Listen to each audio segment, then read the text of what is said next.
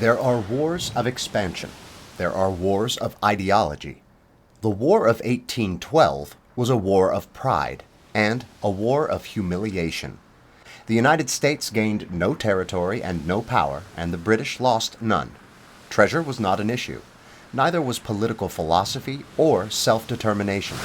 This was a war of prestige. The United States declared war on the British Empire because it had been humbled. The battles that resulted were battles of status. In every fight of the War of 1812, one side humiliated the other. The War of 1812 is today little discussed, but it was no trivial affair. It mattered because it changed the way the United States saw itself and how the world saw us. It demonstrated America's full membership in the family of nations and forced Britain to acknowledge our permanent independence. Its concluding treaty established the special relationship between the United States and Great Britain, one of the most extraordinary alliances in history. The war launched the political ambitions of Andrew Jackson, whose later presidency would be a watershed in democratic governance. And it had another, far darker significance for the native peoples of North America. Officially, the war had just two sides.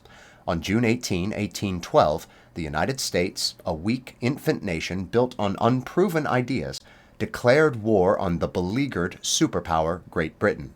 But these were not the only powers at war. Britain's primary enemy was Napoleon, and its struggle to defeat him at sea led to its sideshow conflict with the Americans.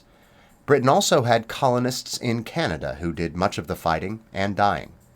In addition, Britain was allied with the Tecumseh Confederacy, a league of 15 Indian nations determined to halt American expansion. America's grievances were as follows. American soldiers were being impressed at sea into British naval service. British embargoes were illegally interfering with American-French trade. The British were supporting and arming America's Indian enemies. In each of these grievances, we see injuries to American pride and America's full sense of independence. The British were treating the United States as though it had never left their empire. It was time to establish prestige through combat. That combat took place in three theaters of war: the Northwest frontier, the American South, and the Atlantic. In the Northwest, the U.S. invaded Canada repeatedly and was repeatedly expelled. American warships fought the British on the Great Lakes, and American troops fought Tecumseh's Indians at America's western borders.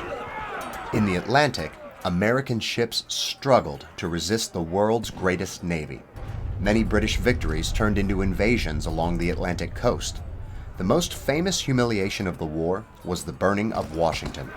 British forces, who had fought into Chesapeake Bay and marched on the capital, proceeded to vandalize great symbols of American pride.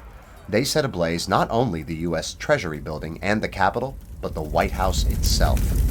Amazingly, it was not American troops, but American weather that avenged this disgrace. Less than 24 hours after the Redcoats marched onto Washington, a tornado and a hurricane drove them back to their ships, killing British and American troops alike, and putting out most of the fires. In the South, the most famous battle of the war was fought 2 weeks after the peace treaty was signed. News of the Treaty of Ghent had not yet reached the New World when the British landed on the southern coast of Louisiana, intent on seizing the city of New Orleans. When General Andrew Jackson saw the enemy encamped just outside the city, he said, "By the eternal, they shall not sleep on our soil." The Battle of New Orleans was a rout. Jackson's forces crushed the British and inflicted casualties of 20-1.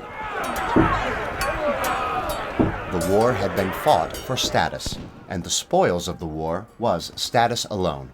Britain and America would henceforth be more siblings than parent and child. The special relationship between the powers would prove vital to world affairs through the present day. Andrew Jackson, born to a widow on a poor farm, would run for president as the hero of 1812, and by winning, would prove the truly democratic character of the young nation. Between the British and the Americans, there was no clear winner. But the War of 1812 had one clear loser. When Tecumseh fell at the Battle of the Thames in 1813, his Confederacy fell with him. It had been the last serious challenge to American expansion ever brought by the Indians. They would never again threaten America's conquest of the continent. For the Indians, at least, the War of 1812 was more than a war of pride and humiliation. It was the death of a people's dream.